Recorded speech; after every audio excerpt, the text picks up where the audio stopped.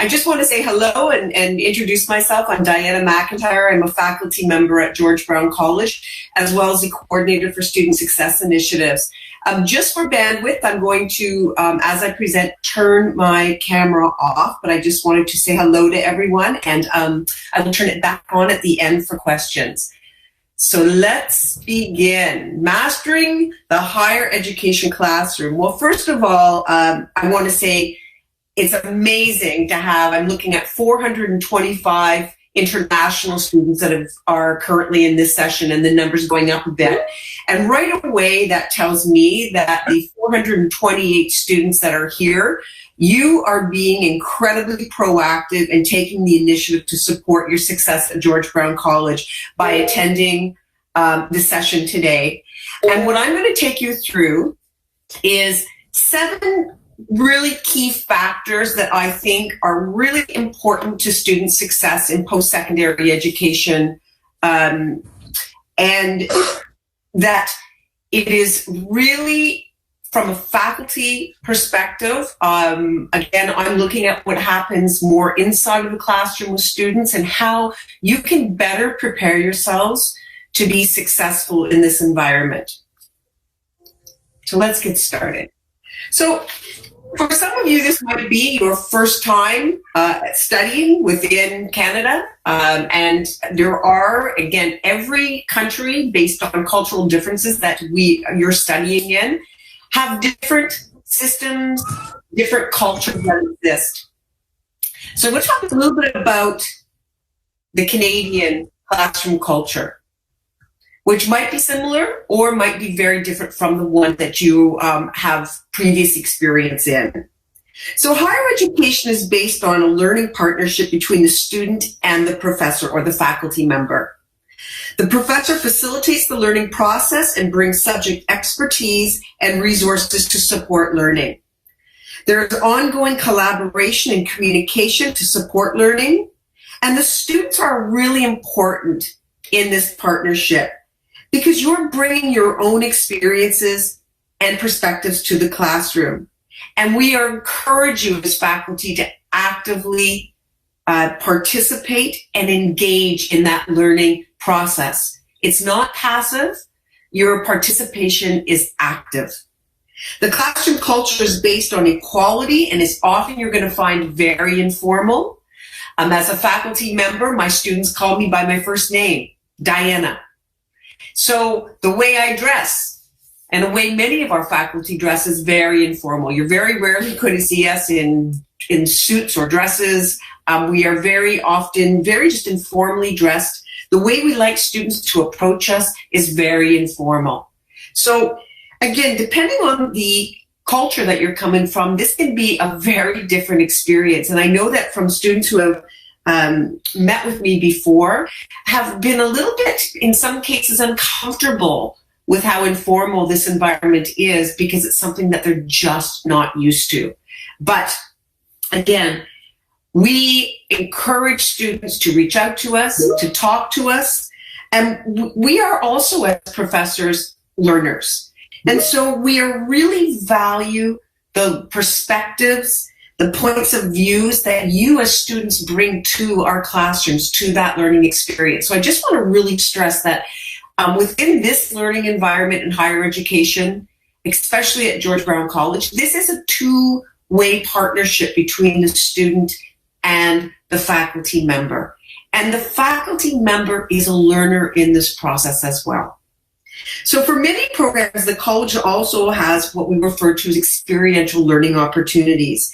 And this is really the bridge theory with practical skills and application. So for many students who have come from especially university environments, you might find that it's much more theory, lecture-based. In the college environment, and even now within the university system here, we are much more focused on that experiential learning opportunities, again, so that you are getting practical skills that you can be applying when you're looking for work. So it's not just theory, but you've got some practical experience going into the workplace. So there's a number of ways that our students in the post-secondary environment access what we refer to as experiential learning, or you might hear it replaced to as workplace integrated learning. These are often sometimes co-op experiences where you're going outside of the college and getting practical skills in a workplace with an employer. They can be different things that you are getting practical experience in within your programs, which can be include case studies, group projects, campus labs for some of your programs, capstone projects. Some students are involved in research projects or interactive simulations that some of the programs, especially in health sciences, offer. So these are really fantastic options to get practical experience that complements that theory that you're receiving in your coursework. The professor's role. So again, as the Georgetown College is a very, very multicultural environment, very, very diverse. And as our students are very, very diverse in the countries that you're coming from and studying with us, so are our faculty members. And we have faculty that are from all over the world that teach at George Brown College, a very diverse and vibrant group of professors that, again, bring very different experiences to the classroom. And based on these differences, the faculty's members also, their teaching styles are very different, their communication styles are very different. And as a learner, it's your responsibility to observe, understand, and to adapt to the professor's style, because again, we are all uniquely different. Our professors have subject content expertise, and their role is to facilitate the learning process. As part of this, they are responsible for meeting the learning outcomes of their courses so that you can be successful.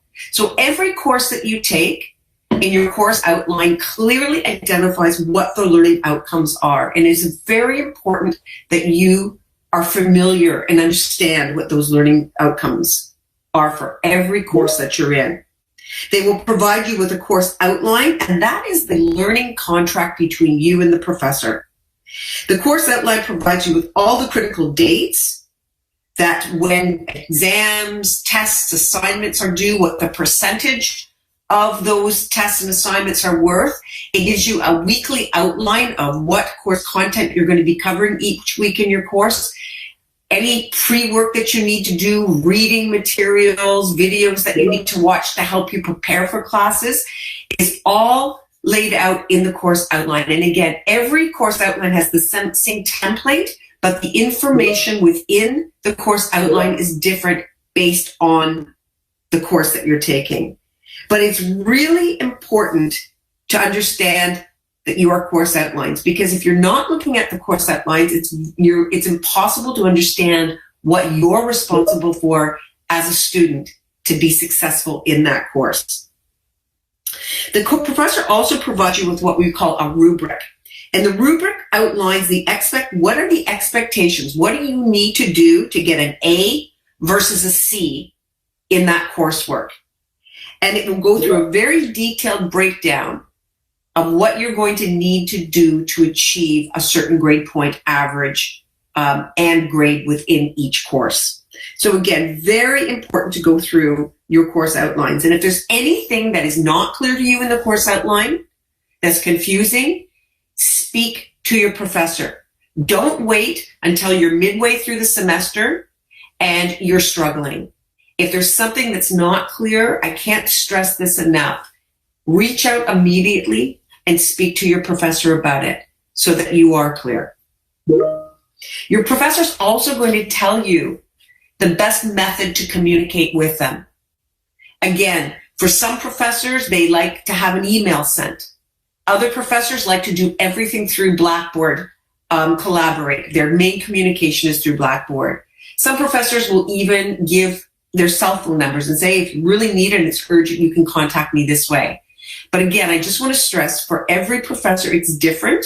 And it's important that if they're not giving that information to you, that you ask, if I need to get in touch with you, what is the best way? They will often give you office hours as well when they're available to speak with you, because they are teaching multiple courses and sometimes at multiple locations, different colleges or universities across the Greater Toronto area. So they have limited hours that they can be meeting with students. So it's important for you to also understand when is the best time to reach them. Your team support. Now, Ali talked a lot about this different resources and support systems that exist across the college for all students to access that are free of charge. Within your academic division, there are also supports. And again, sometimes students aren't aware of what the different roles are that exist within the division. So I'm just going to take a really quick moment to talk a little bit about them. We all understand what the professor's role is, the faculty role, but there's also within the department, your program department, there's what we refer to as a program coordinator. The program coordinator is also a faculty member, but they have more of a broad range of understanding of how all the courses work and connect within the program that you're studying. So instead of just being familiar with the one course that professor or a few courses that the professor teaches, they are familiar with how the whole program works. So if you want to add a course, drop a course, you want information on electives, you want information on prerequisites that you might need, they would be the person that would be your go-to. We also have different management levels within the division, which starts with the dean, that is the most senior management person in the academic division. The dean, and every academic division has a dean, and the chairperson, which is responsible for program areas within the academic divisions. So each chair has specific program areas that they are responsible for. They report to the dean of the division. And if a student has an issue with the program, so you have a concern or a complaint, it is often the management that you would go to. If you have already spoken to a faculty member and you still have concerns or questions, then the next person would be your point of contact, would be your academic chair, if you have, again, an issue or concern that's not being addressed. So those are the different, again, management levels. The coordinator is a faculty member as well. And then you have two levels of management, your chair and your dean, that oversee how that academic division and programs are running. So group work. Now, I know that when I ask students often what their greatest fear is about coming into a post-secondary environment, often I think it's going to be about exams and tests. And most often, I find that students' greatest concern is around teamwork or group work. Because in every single program, you're going to have group projects that you'll be working with other students from your course on. And why students are concerned about group work, and especially in an online environment, because you're connecting with students in a very, very different way virtually if you were actually meeting each other in a classroom environment. So you don't get to know each other at the same level. But the greatest concern is because it's a shared mark. So what it means is that your success, how well you do on that group project, is dependent on the other members of the group. And that is an ongoing source of concern for many students, especially students who have come from environments, again, academic environments in other countries, or sometimes university programs where they've never done group work before. It's all been individually based work. And in the college system, it's very different. I can almost guarantee you that in every course you take at George Brown, you are going to be introduced to group work.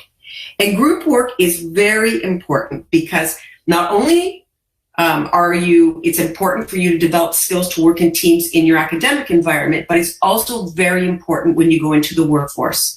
Because when we survey employers and we ask them what are the top skills that you're looking for when you're hiring new employees, the top two, communications and teamwork.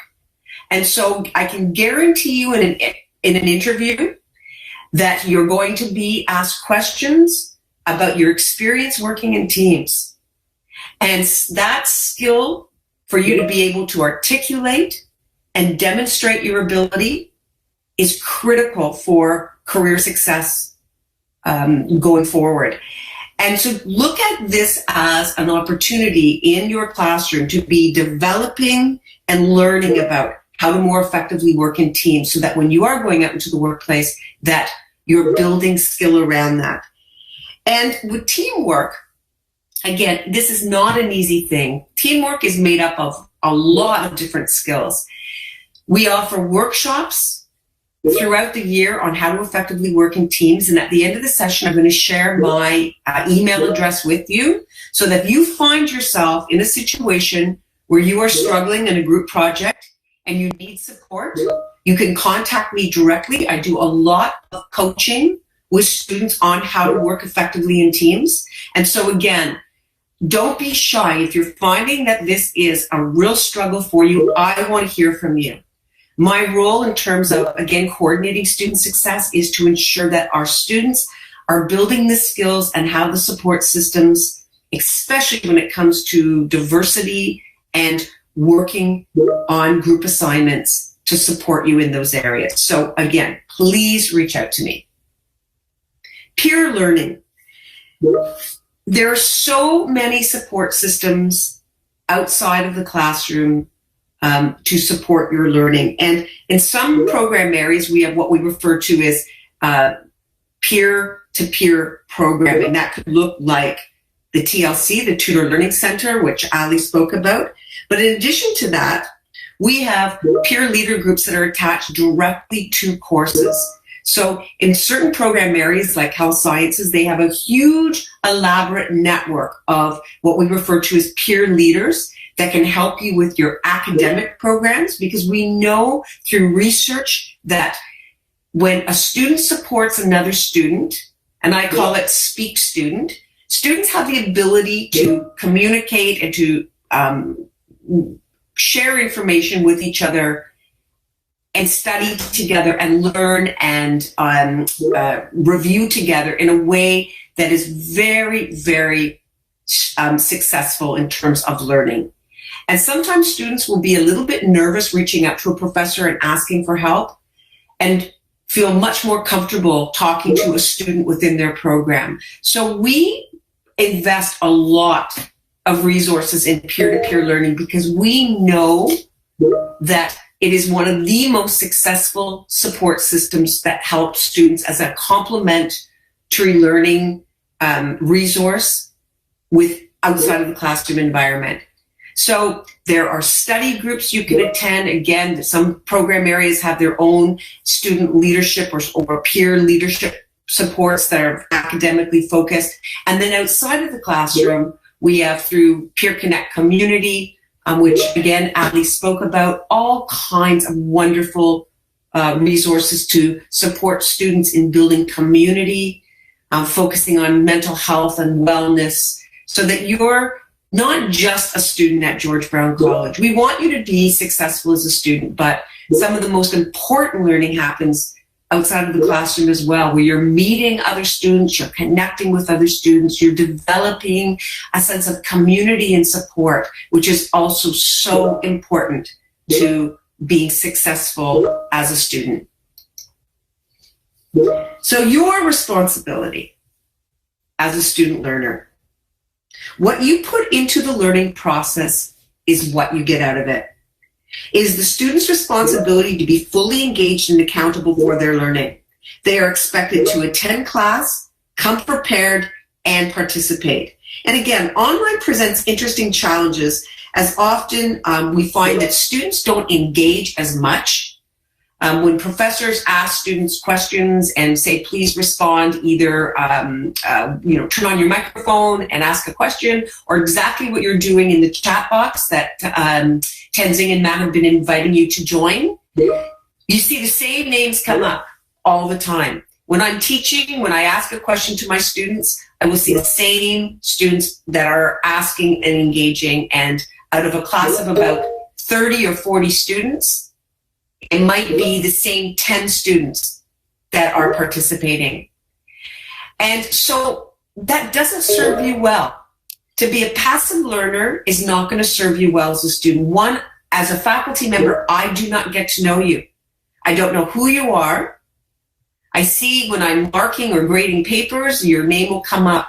But it's important for you to establish a relationship with your professor. It's important for you to let them know who you are by engaging and participating. It's only going to enhance your own quality of learning. So I really want to stress, do not be a passive learner. Show up for your lectures. And I know that, again, with online, it can be challenging sometimes the times they're offered, but a lot of the lectures now are recorded.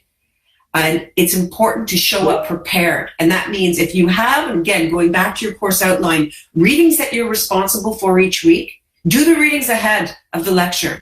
Because if you haven't done the review and the readings ahead, you have no context to what I'm talking about that week. So it's important to read ahead, to review, to keep on top of your subjects, to keep on top of your assignments, to be actively engaged in that learning process. That is what's going to make you successful as a student. And it's also going to increase the satisfaction that you get from the learning process. So keep on top of your work. And I'm going to talk a little bit about that in a moment, of some ways of how you can do that. But it's your responsibility to self-manage your time.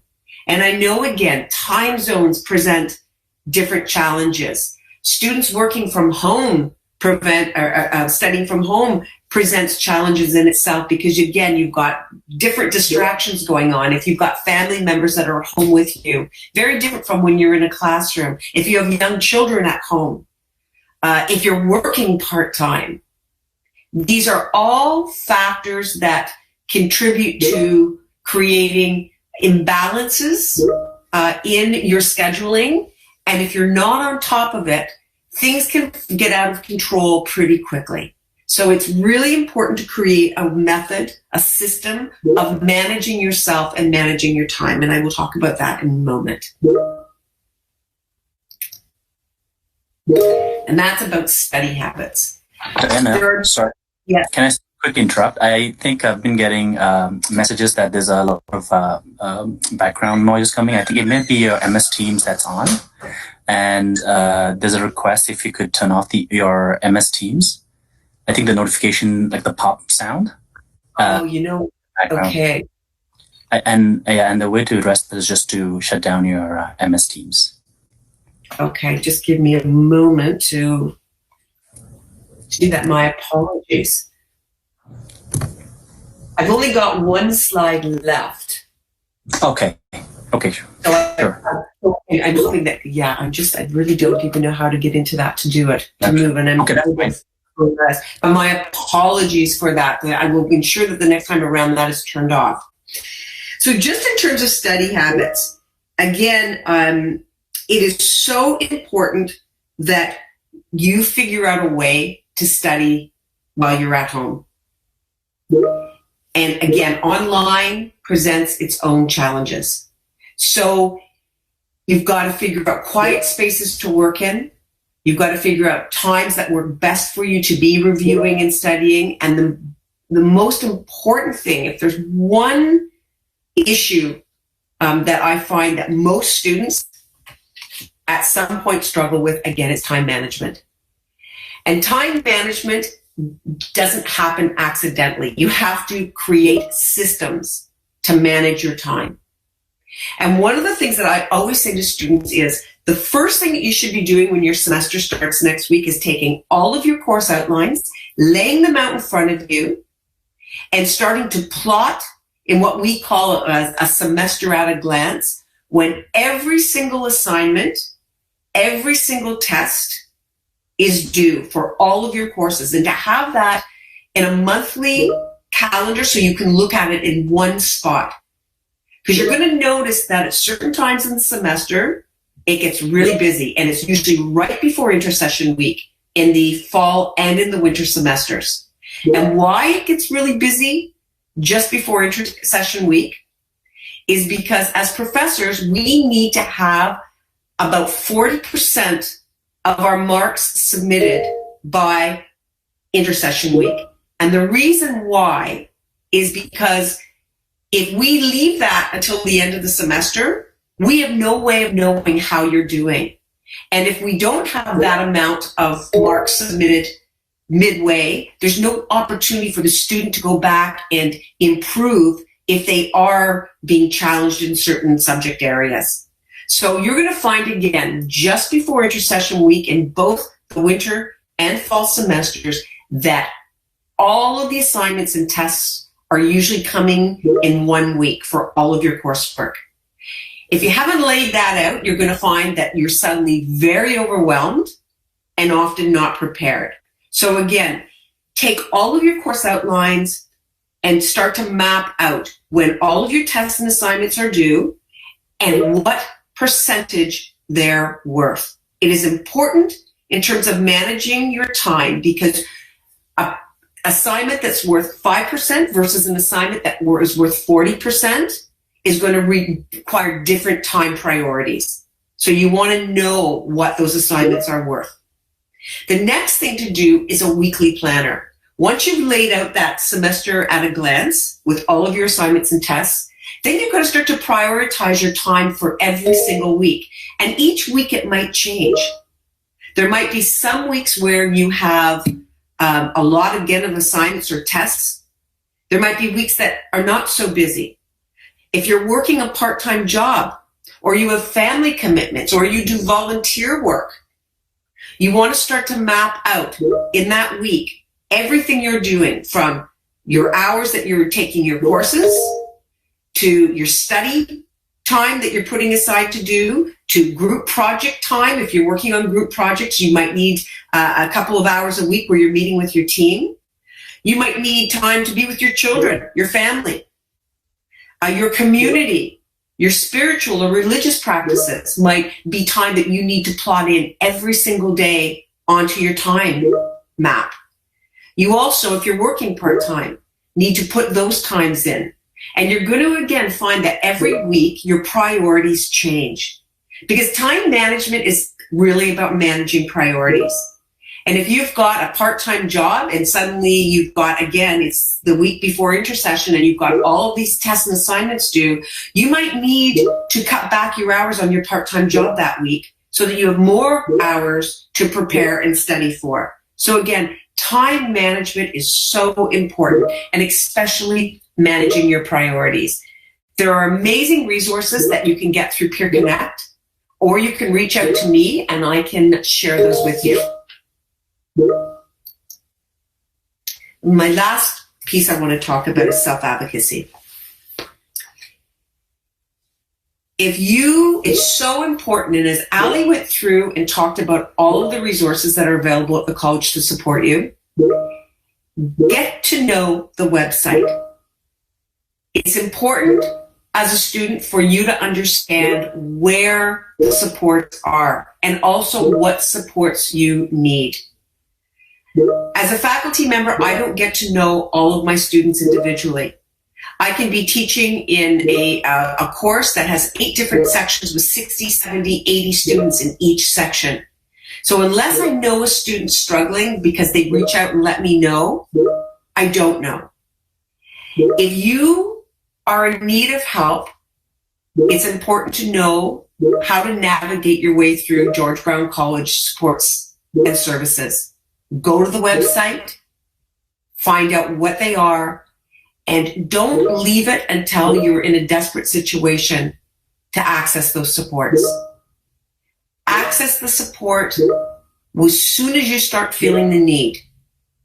If you're feeling stressed, as Ali talked about, feeling overwhelmed by the semester, if you're feeling you need some extra help with a certain course, and you need the TLC or peer programming to support you, find out where it is and do it. Be proactive. It's one of the best skills I think you can develop as a student and throughout your life is self-advocacy. Knowing what you need and knowing where to go to get it. So with that, I'm going to stop. I will take questions. And I'm also going to share my email address because, again, if you are struggling around teamwork or any of those essential skills, communication, you're not understanding some of the higher learning environment, cultural aspects of it, please reach out to me. I'm there to support you in any way I can. And I'm just going to type in the chat box my email address.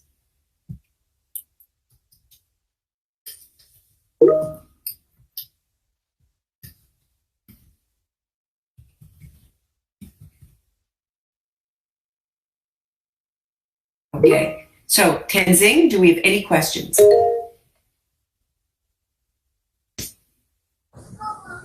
Hello, Diana. I'm just looking. Okay, so it says work is an important part of a college experience. How can we connect with your colleagues on an online environment?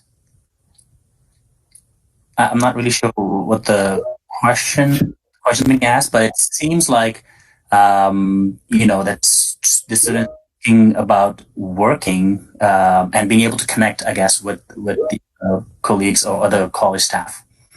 Yeah. So this would be the really important thing is as soon as you get your course outlines again, you need to know if you've got a group project and be really, the first thing I also find for first semester students is that you don't know anybody in your course, and that's a problem. So you want to start to knowing yourself and knowing what your own work ethic is. What kind of a student are you? I would be, if I was myself looking for students to work with on teams, the most important thing is choosing appropriate people to work with. And that is so much a skill-based question. I always say to students, you need to understand what the project requirements are, and then you want to reach out and through your GBC or your Blackboard Collaborate, you want to reach out and contact students and say, look, this project requires us to have somebody who's really good at let's say, statistics. We have to do a report. We have to do a presentation. We need somebody who's really good at presentation skills. And I would be sharing in the online environment what my strengths are. So it's important you know your own strengths. For example, with myself, I'm very strong in presenting. Probably one of my weaker areas is math. And if there was a budget that needed to be done, I wouldn't be putting my hand up for that in the group project. I would be saying, look, I'm really good at the presentation. I'm really good at the research aspect. Would anybody like to join me? That's really feel strong in the statistical analysis or whatever the project requirements are, and start to really be selective by understanding your own strengths, understanding your weaknesses, and knowing in your course who complements the strengths that you don't have. Those are very important in terms of picking people to work with. I'm going to challenge you on something else. We often find ourselves picking other students in our project teams to work with that are similar to us, that are from the same country, that speak the same language. Don't do that. You're not going to expand your own learning and your own understanding of different cultures, which helps you going into the workplace if you stick in your comfort zones and what you know. If you get stuck working on a team project, something's going wrong, reach out to me. I've given you my contact information, and I will coach you through by asking you a lot of questions what I think you should do in terms of your approach. I hope that answers the question in a very long and roundabout way. But please reach out to me if you have questions or you're struggling with an aspect of teamwork. Thank you, Dan. You did address the question because there was a follow-up, and that pretty much, you addressed the question there. The other question that I've been seeing a lot is, given that the programs are now online, how do students really connect with one another? Is there a certain platform that is usually advisable for students to get connected to one another? Yes. So within the Blackboard Collaborate, often the professors will set up, there's different rooms, groups that they set up within Blackboard Collaborate so that you will get exposure to other students and being able to meet with them and talk to them. The other thing is, sometimes this is, again, that self-advocacy piece. If you are wanting to meet students, and again, this is a really, really important part of your experience at George Brown College, is meeting other students within your program or outside of your program.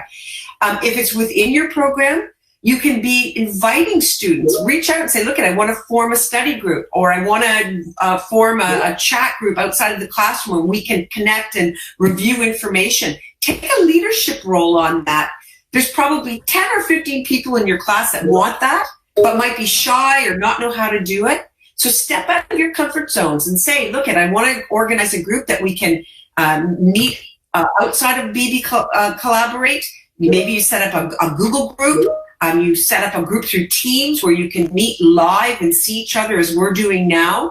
Or outside of the classroom, if it's not course related, you could go to places like Peer Connect to meet other students. The Student Association has all kinds of clubs, Student Life, all kinds of different groups that are available. And it's important to reach out and find out what's going on inside and outside of your classroom. But I'm going to really, again, stress it. Step out of your comfort zone. You've got to find that group. You start that group. If you want to connect with other people, be active. Don't be passive waiting for something to happen. Thank you so much, Dan. I think these were some of the main questions. There were questions around course outlines and how to access them, and I think my team has been responding to those questions. So I'm still going to add in the chat message the way you could get access to your online course outline, and the link is going right up. But for students that aren't able to see their course outline on the web page, just know that when your classes do start, your professors will be able to share the course outline either directly through email, or they will definitely share through Blackboard. Correct, Diana? Is that where? Yes. It's everything posted in Blackboard. So most, in I would say 99.9% of the time, your first class is really important because your professor is going to go through the course outline in the first class. And again, every course outline, the shell is the same, but the information inside that is very unique to each course and to each professor. So you want to really carefully listen as the professor is going through the course outline in your first class, because they're going to highlight things that are really important for you to know. All right. Thank you so much, Diana, for your time. But thank you. All right. Yeah, the pop-up sound. I know another student made a comment as well. All right. It's again, it's something that we're working through. Mm-hmm. I want to just wish everybody a wonderful, wonderful semester and Happy New Year. And again, please don't hesitate to reach out to me. One last thing I want to say, Tenzing, before is, for anybody that's a business student, you have the Student Success Business Hub that you are automatically part of that community, where all of the resources from the Center for Business are posted, along with webinars and everything else. So please access that. It's very important for your success in the Center for Business. Thank you. Bye, everyone.